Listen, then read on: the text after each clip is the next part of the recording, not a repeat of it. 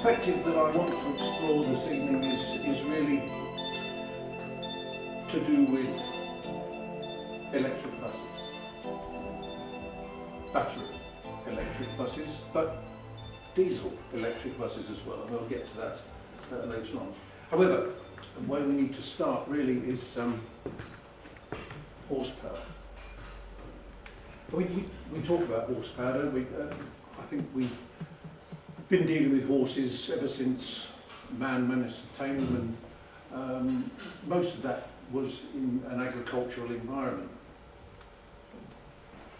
Produces energy, and energy we measure in horsepower. There is, however, a byproduct of horsepower that we need to examine at this juncture. Because when I came to live in my current house, there's a paddock next door, and we had 3 horses in that paddock, and over 4 months they produced that, which is 300 cubic feet of manure. Now, it's manure in the country, but it's quite important that you remember that byproduct. In the environmental environment that I was in, agricultural, they'd take that out and put it on the fields, or I could nip over the wall and actually put it on my garden to some good. Now let's bring that into perspective, because that was all right in the 13th century, but if we go to the 19th century and the Industrial Revolution, where was the horse then? Well, horse-drawn vehicles became the norm, didn't they? That was the coalman, the milkman, the deliveries to and from factories. People had their own horse to trot about, and of course we've got the hansom cab in its own environment. And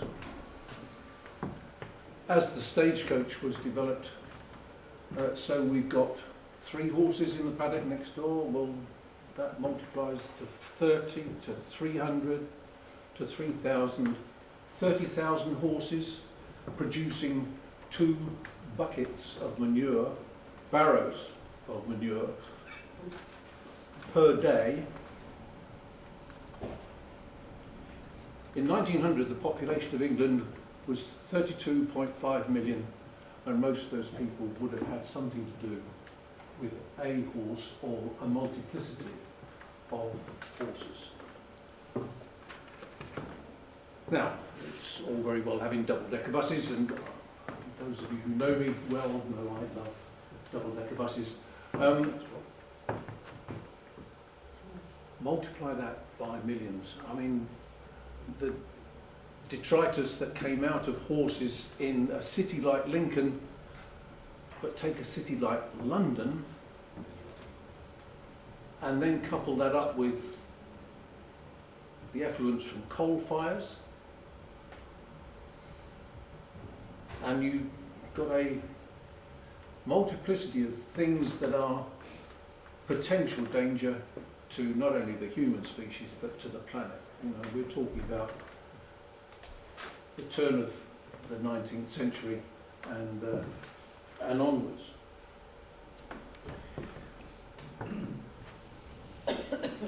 In the 1840s, Railway Fervour took on, so we were now replacing a horsepower with a machine that produced horsepower, and this is the boiler, the steam engine. And the railways were, in my view, formed for one very good reason. They wanted to level the ground that the vehicle travelled over so that the passengers had comfort and they could actually have something that would withstand the great weight that went with a boiler and the coal to feed it and the water that it had to have to boil. Does that make sense? So the railway track, steam locomotion, was heavy vehicles. I mean, they tried to put them on the roads, but they crushed the roads. I mean, they were big, hefty vehicles. They did succeed. I mean, they produced vehicles that went to Plymouth and places like that from London. Incidentally, the journey by stagecoach from London to Exeter took 8 days. And if we look at that in a Lincolnshire context, stagecoach, where did the name come from? Well, in stages, like stations, I guess, but refuelling points, where they change the horses. That's the refuelling, isn't it? You take the old horse off, you put a new horse off, and then you proceed for another 12 to 15 miles. I used to live at Spittal in the Street, and that was a staging post from Lincoln. So they went from Lincoln to Spittal in the Street to Brigg, and then off up to York, staging all the way. Steam locomotion took the ruts out of the road and made that sort of journey far more comfortable and speedier, of course. This is not a technical drawing, but if we look here, the Y is the sort of shape that you would expect off the wheel of a train, okay? And the I section sits on this sleeper, a series of sleepers, and that levels the whole thing out. So that makes travel a lot more comfortable, and that was really the success of the railway. It was comfortable, it was smooth, and it then went on to become something of a fetish for people to go to the coast and get to places that they'd just never been before. You may be surprised to know that it was in 1876 that the first hybrid bus was designed. And again, I think we have to, I mean, it looks like a normal vehicle. That's the engine, petrol engine. But that petrol engine drove a generator which created electricity, which drove the motor, which propelled the vehicle. It was produced by General Electric, who produced electricity. Just bear that in mind while we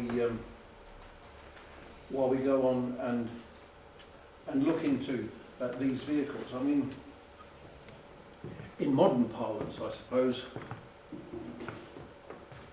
we would have, from 2005, the Dennis Enviro 400, a big square bus that we're quite used to, and the 2009 Volvo Eclipse, similar, big square buses, but diesel engine, generating electricity, driving the bus. Now, if we look at 2012, the Wright bus, the new Route Master, that was a bus that I love. I mean, I'm a Londoner, and London buses have always had that sort of aura about them. There was always something special about them because they were built in numbers, and they were going to build Route Masters in London. It still took them from 2012 to 2020 to produce 1,000 buses. Now, bear that in mind if you look at Best Bus Better, the paper that's come out of government and the £3 billion that's going to be put into buses, electric buses. 3 billion will produce 4,000 buses. There are currently 38,000 buses, double-deckers, that's a DFT definition, and 19,000 coaches on our roads at the moment, most of them diesel. And what my emphasis is that we need to use these vehicles to actually get to where we want to be in terms of reducing pollution, climate pollution. And I'm not going, climate change is something entirely different, okay, the two are, in my book, entirely different. What we have to remember is that CO2 is a benevolent gas. We hear a lot about CO2, don't we? But it's a benevolent gas. If you look it up on Wikipedia and put CO2 poisonous gas, it won't come up. It isn't. Carbon monoxide is the killer gas, and the sulfur and the nitrates, they're the things that we want to avoid, and we'll talk about that in a moment. What we found with the original bus was that it had to have an engine, a generator and a motor. If we could just have the motor, that would save weight and it would make the vehicle more flexible. So they designed this with a trolley or a troller up the top here. And whereas with the tram, and we'll talk about a tram in a moment, it's got one wire, you've got to have an electric current that runs through, positive to negative. So what this does is takes the positive down through here, down through the motor, drives the engine, and then back up, and the negative is up there and out it comes. When these vehicles meet, the drivers get out, move the trailers around, and then pass each other. But it has its limitations, as I'm sure you can see. The electricity has to flow. There's got to be a positive and a negative. And I talked about a tram just now. By locomotion, taking the train and the principle of the train and moving it to the road, what did we have to do? Well, remember that the roads were either compacted stone or cobbled streets, bumpy cobbled streets that stagecoaches and cabs and horses had to go over and so on. So what they had to do was level that out. And if you could level a long journey out, well, surely you could do that within a city or town by putting a different type of rail in. And again, my technical drawing,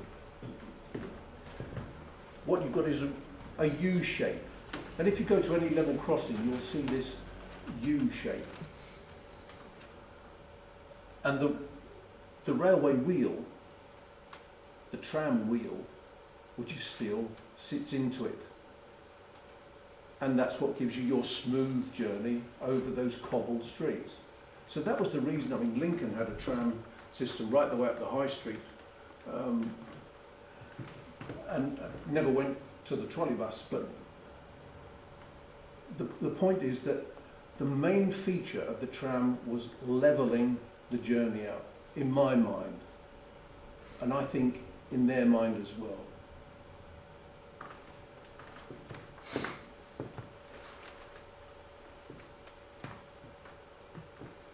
The macadamisation of roads isn't what we think of macadam. I'll talk about that in a moment. Macadam was a Scotsman, and in fact in 1610 the first regular service, bus service, took place in Scotland from Edinburgh to Leith. But as I said before, you know, some couple of years later you could do a stagecoach journey, regular stagecoach journey from London out to Exeter, and that's a journey that's going to take you 8 days.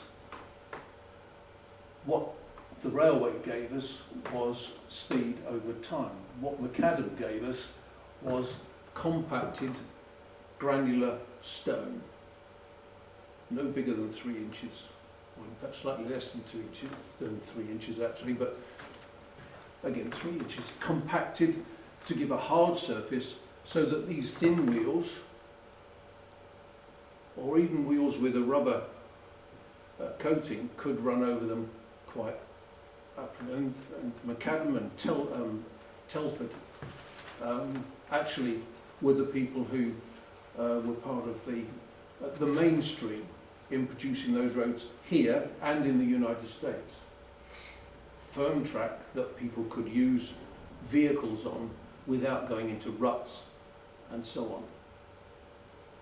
But actually the hero of the day was 1902 and the advent of coal tar, which Edgar Hooley, a Welshman, put on top of the macadam stone to stop it lifting off.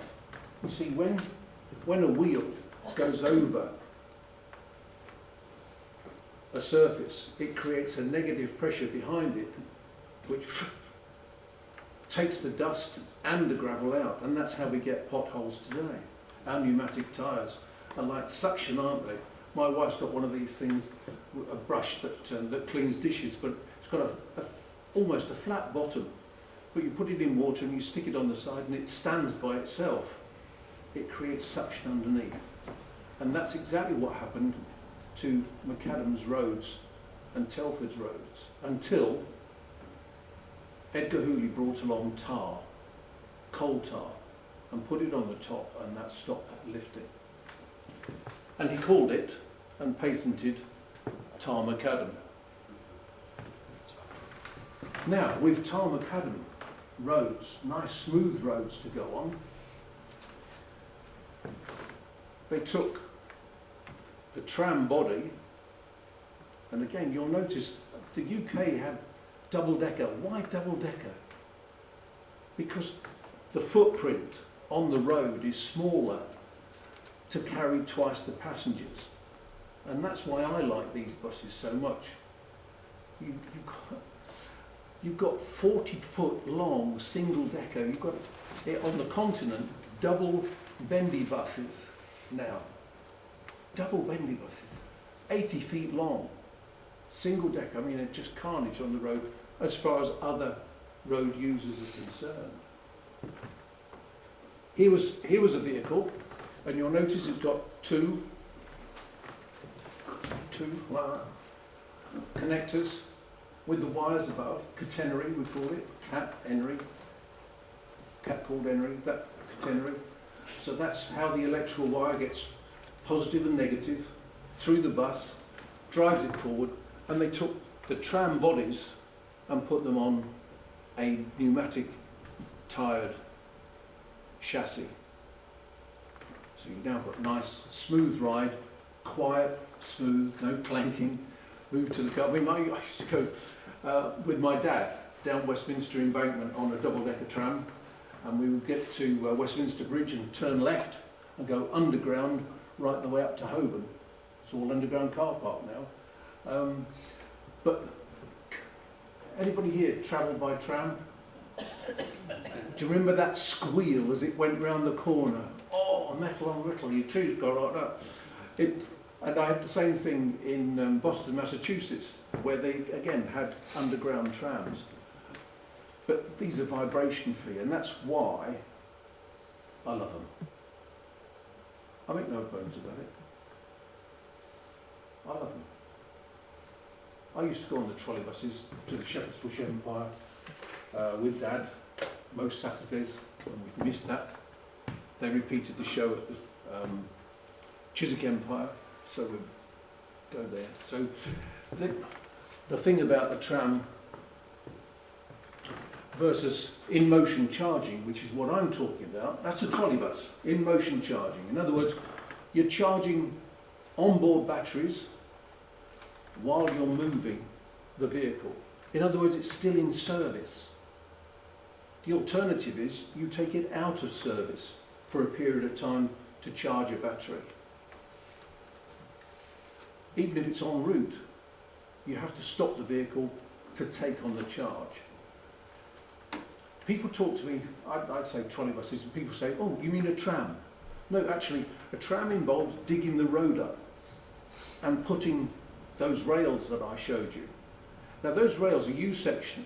If you wear a Louis heel or a Cuban heel, which men and women did in the 1900s and 1920s and 1960, winkle pickers, if you walked on those, the heel would get stuck in the rails, and you left your shoe there and hobbled home.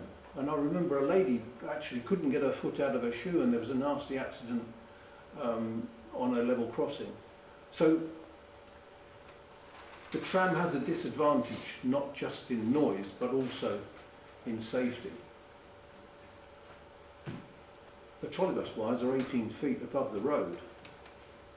I live in the country, folk, and when I look out of my kitchen window I see wires, because they bring my electrical power in and they bring my telephone in. So the people who live in cities who are worried about a couple of wires above the road so that we can facilitate the trolleybus or the tram, I would just say you've got to live with it.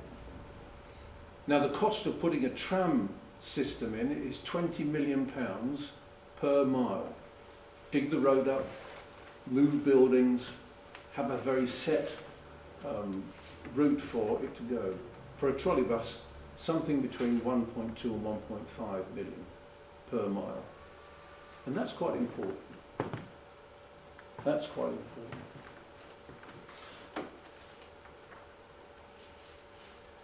The Tbus report reflects on a Canadian investigation, and I haven't just come to these conclusions reading a cartoon book. You know, there's 3.5 years of research gone into my own book, Trolleybus Revolution UK. And there should be a revolution, but an evolutionary one. An evolutionary one.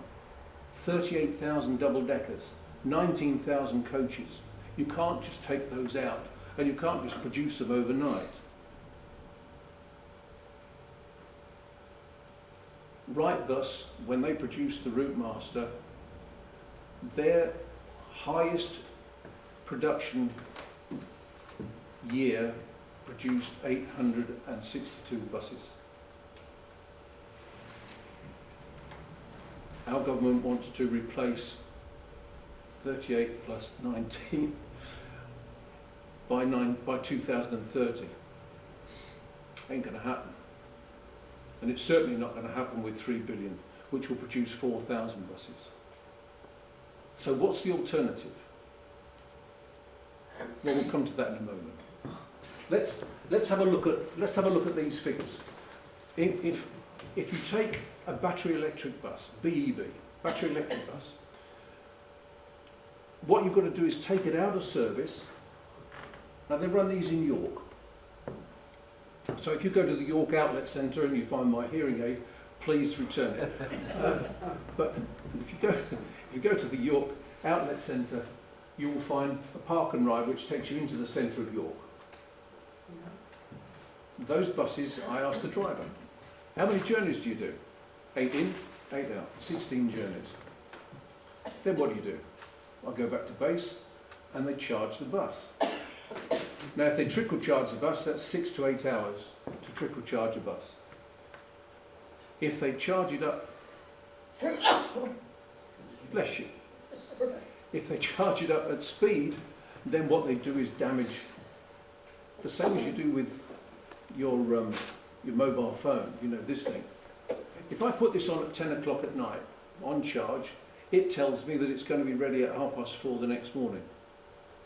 If I put it on 10 o'clock in the morning, it's ready by 11. And that's because it's got a program in it that tries to save the battery, give the battery a longer life. So, option A, based on slow overnight charging or period charging. In other words, you take it out of service, you take it and recharge it. The alternative to that is you charge it en route. So you put fairly substantial structures up. The bus has a panther on the roof. If it gets in the right place, it parks, plugs in over on the route, and maybe that's 4 or 5 or 6 minutes to charge, and the passengers sit and read the paper. But they want to be going, don't they? They want to be getting to where they're going. And again, 80% charge, because anything above 80% is detrimental to the onboard batteries. And the third one, which the Tbus report said this is normally ignored. but it has to be thought about. And that's in motion charging. So why not put some wires above the road, like they did with that trolley bus earlier on, but instead of running a little trolley on the top, push it up with springs, and that's exactly what happened in 1926. These have been running in the UK, in most major cities in the UK, until 1967. Now, I'm not going to go into why they didn't succeed in 67 or weren't replaced in 67. You can read the book, and that's all there. We haven't got time tonight to look at it. But the UK hasn't had them. There are 44,000 trolley buses elsewhere in the world, a lot in Europe and Asia. So the battery trolley bus system, in motion charging, is option 3. Now then, with option A you need 300 battery electric buses using depot charging to run the same service as 280 with en route charging against 250. You see, once the trolley bus is connected to the system, and it can stay there all day if it wants to, electricity is generated 24 hours a day. So if we dedicate the bus to overhead all the time, then you only need 250 of them. And that's sufficient to cover the same workload. But just look at the cost. That's in Canadian dollars, but it doesn't matter if it's in Canadian dollars or yen or sterling. The difference is the same. With the depot charge, 300 vehicles are required. The capital cost of that is 446 million Canadian dollars. Option B, the en route charging, including the infrastructure, 451. In motion charging, less vehicles, 250 vehicles, total cost 405 million. I know these are big numbers, folks, but this is a big problem. If we're going to bring in electric buses, then we have to do it properly, informed. I'm a chartered financial planner, but I also did an apprenticeship in engineering, and I did 9 years working on aeroplanes, sophisticated aeroplanes. So I like to think I know a little bit about engineering, and I like to think I know a little bit about value for money. What you need to do with all of these is amortize the cost over a 30 to 35 year period, because that's the lifetime of a catenary. That's how long a catenary, and putting them into place, by the way, is like replacing lamp standards along a street. You're not digging roads up. What we need to do is invest in the future, and what I want to do is look at Lincoln and Lincolnshire. If we look at Lincolnshire, and this is my ideal, because I think these buses, or buses on these routes rather, buses on these routes can actually fulfill a purpose. The routes at the moment run down here, Grantham, that's the route 1, out here and through Woodall Spa and down to Boston, up here and through Horncastle and out to Skegness, comes past my house, up here to Cleethorpes, through Market Raisden, and out this way through Gainsborough and up to Scunthorpe. Those 5 bus routes go to Lincoln, not through it, to it. And what I'd like to do is take them through it. And we can take them through it by putting a catenary into, say, Waddington and down along here and Pelham Bridge, round and under and up between the railway station and the bus station. and then run them out the other side and out on these other routes. So you could actually have people travelling from Navenby through to the hospital.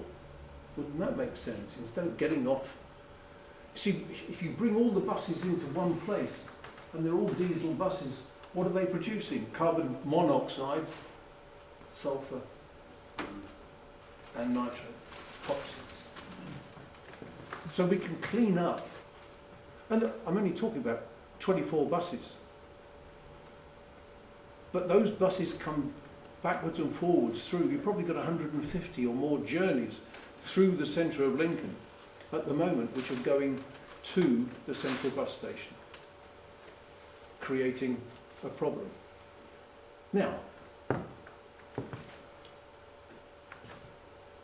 if we enhance those routes, if we enhance the value of these, look, you've got Siemens here, you've got the 100 bus coming in, it could actually go right the way around here, it could feed Siemens works, it could take passengers down to Great Northern Terrace and then back up and into this area here. If you didn't want a catenary in Mint Street on its way to Silver Street, well, that doesn't matter, because what we've done is design something that will disconnect and reconnect to the catenary at will. So now we reconnect in Silver Street, and the ones that are going south, which is the 1 and the 31, they come out and down and out, and the 53 and 56 go up Lindham Hill and away to the hospital and the prison if you want to visit it, and they go through Lincoln rather than to Lincoln, under electrical power. Under electrical power. And how do we do that? Well, we need an assured positive outcome. So let's retrofit our diesel buses, and particularly the hybrid buses. There are about 6,500 of them in service at the moment, 1,000 route masters plus others, and put this platform on the top. It's a trolleybus platform. It's about 20 odd feet long. It contains the poles or booms which connect. So if I'm looking back over the roof of the bus, you can do this if you like. Make the V sign, okay? So what I've designed is something that's about 8 inches between these, and they centre on the two overheads and then release. Now they connect up and the bus moves off. If I want to disconnect, I just disconnect and they lock down so that they're stowed comfortably. But when they connect, they do that. So that the catenary is now running between the first and second knuckle. Hasn't got those bits to interfere. Does that make sense? Does that make sense? Well, that's what I've patented. And I'm hoping that by producing a complete unit that can go onto the top of the bus, and if you want to go to Sandtoft Museum, that's the catenary, or part of it, at Sandtoft Museum. It's just to the left of Scunthorpe if you drive up that way, okay, up to the 180, across to the Gainsborough Road, and then off on the Gainsborough Road and first right, and that takes you to Sandtoft. It's well worth a visit. History provides the way to the future. We didn't cull the horses.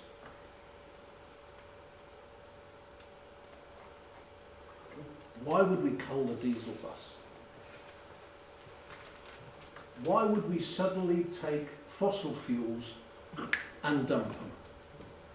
Because we actually don't have a viable alternative. The BEB operator requires 17% more vehicles with the attendant capital cost. Now, whatever people say, I've always believed that money is finite. You can print it, but it doesn't do the economy any good. Now, the alternatives to in-motion charging buses is a trolley bus, okay? But you could do that in a hybrid fashion. They're expensive vehicles.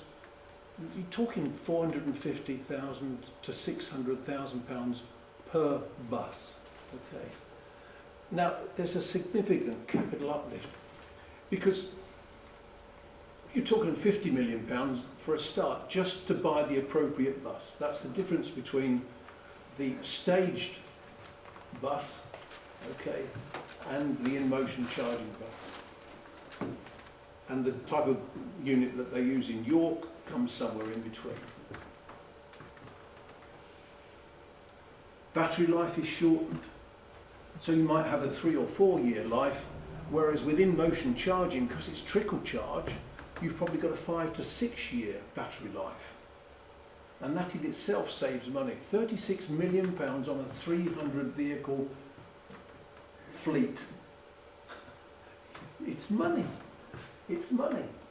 And when we're talking about 38,000 buses and 19,000 coaches, we're talking about a hell of a lot of money. Now, when they've passed their useful limit, what use are the batteries? Well, I can tell you, they have no recycle value at all at this moment in time, and with nothing foreseeable, they do not have anything to do. So let's take the Route Masters and the Environ and the other buses that have already got the electrical motivation in them and retrofit the current fleet. Why not? Why not? Instead of taking these 10 to 15-year-old buses and junking them for some notion, and that's what it is, a notion, let's get 7 vehicles for the price of 1.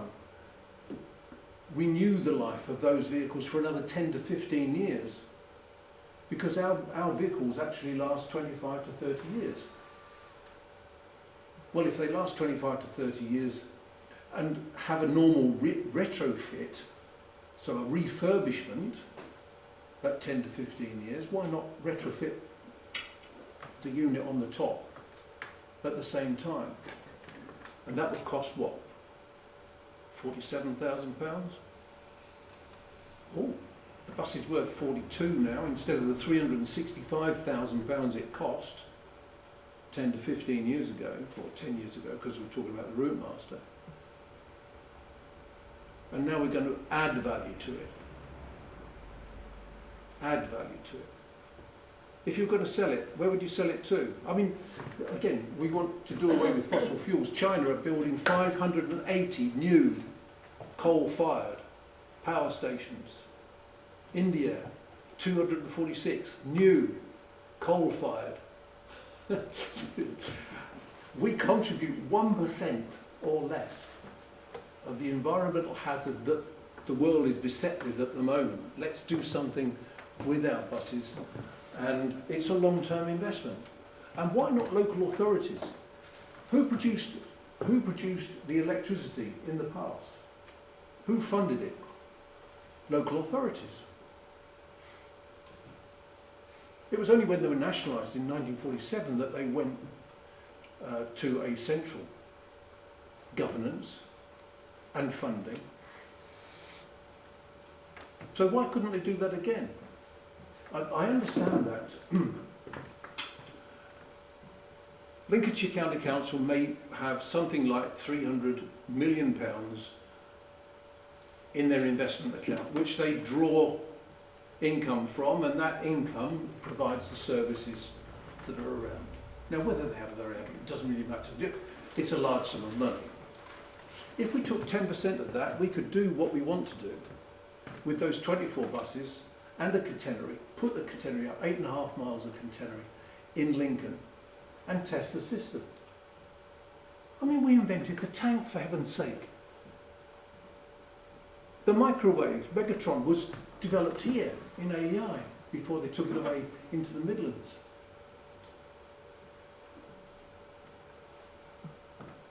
continuous track wheels. Lincoln. Hey, why don't we do something with the hybrid in-motion charging bus? And it creates employment, by the way, not from the manufacturers of buses, from the people who do. So here's the multiple head. Okay. That's how it sits on the bottom of the bus. You release it, it goes up to the catenary, it connects up to positive and negative, it drives the bus. You want to disconnect it? Well, it drives the bus, it has to do that first. Okay, as soon as it connects, it does that. So it doesn't interfere, it's like a normal bus connection. And then when you disconnect, these come up again, it's stowed away and it's ready to reconnect. So if we can connect and reconnect, disconnect and reconnect, at will, why not? Thank you very much for listening. If you want any more information, I've written a book. It's called Trolleybus Revolution UK, and I just have a couple here if anyone wants a signed copy. Will it not the rails like the trolleys did? They come off the top? No. They've now developed the heads on trolleybuses, but that, you're quite right, they used to have the trolleybuses go around the bend and one of the arms would just fly off, and in fact I had that happen at the museum. It had a great big hook that put it back on. Yeah, well you don't need the hook. If it flies off, just select stow and it comes down back into the stowed position and then deploy and it's back up into its proper position underneath. And you've got a diesel engine and battery to take it to a safer place to do it. So that's one of the reasons I like a hybrid bus. You can't tow an electric bus. All the people who've got electric cars, I think they're going to find a rude awakening when they break down and then they find they can't just tow it away or push it to the side of the road because they don't do that. They're connected to the armature. How does the bus driver align the poles with the wires? Good question. Do you know, you do like people in the audience who think things through. And what I didn't put on here, and which is a new innovation, at this point here, there's an aerial. And in each of the overhead wires, we pass a signal. It's a bit like the ILF on aeroplanes. If you move this side, you get dip, dip, dip. If you move that side, you get da, da, da. And if you move in the middle, it goes no. So we use the no principle to centre these. Does that help? Yeah. Not only that, if the driver's looking through the front of the bus, all he needs, and the red arrows have this, believe it or not, Chinograph marks on the canopy, and all he would have is marks at the front of the bus which would actually show him that he was in line with the two wires, and then he presses the button and connects. So we have thought of that, but I'm very grateful for the question. I take one more or no more? Yes, David. So am I right in saying that the technology already exists to implement the system, or is it a question of you patenting it and... It is being developed as I speak. But that has been on the top of buses. Again, go to Sandtoft and have a look, because you'll find a structure not too dissimilar to that. I've not been involved in patenting any of this. That's been done light years away. All I've done is develop that, the stowage at the bottom, and the locator, just to make sure. Yeah. I'm very grateful for your interest. I hope that you have found what I've had to say interesting, and safe journey home. Thank you very much. Can we indeed. thank you, Terry, for a very interesting evening.